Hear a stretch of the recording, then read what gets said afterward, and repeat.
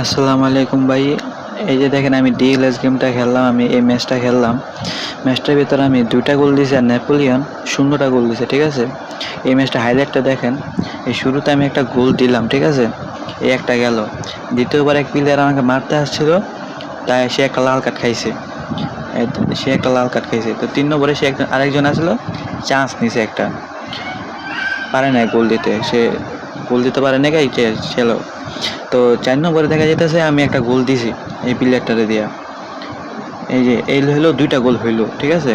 তাহলে 3 নম্বরটা দেখেন, এটা একটু খেয়াল করবেন ভালো করে। আমি এটা স্লো মোশনে করতেছি, তো ভালো করে খেয়াল করবেন, ঠিক আছে? 3 নম্বর গোল আমার দেওয়া হলো না কেন, কারণটা কি?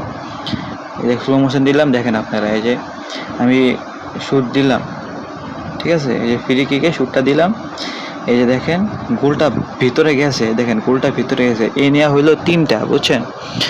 তো 3টা গোল হইলো। তো 3টা দিল না গেলে ভালো করে দেখেন ভাই, 3টা গোল হইলো।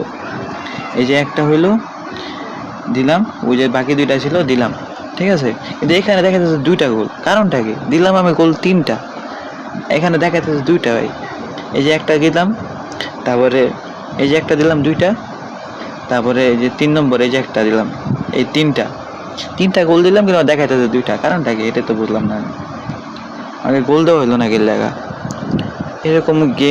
এরকম গ্লিচ মিলিচ খেলে তো মাথা মুথা খারাপ হয়ে যাবে ভাই, বুঝছেন? আপনারা কিছু করতে পারলে করেন ভাই।